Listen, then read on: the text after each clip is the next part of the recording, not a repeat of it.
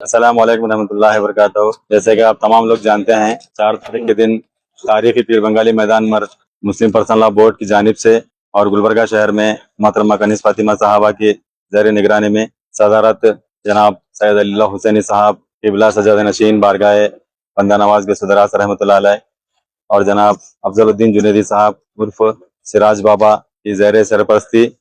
اور تمام علماء دین جو کل جماعتی اتحاد قائم کیا گیا ہے مسلم پرسنل لا بورڈ کی ہدایت پر، اس کے ماتحت 4 تاریخ کے دن پیر بنگالی میدان میں ایک عظیم الشان احتجاجی جلسہ منعقد کیا گیا ہے۔ میں تمام ضلع کے لوگوں سے گزارش کرتا ہوں کہ وہ کثیر تعداد میں آ کر اس احتجاجی جلسہ کو کامیاب کریں۔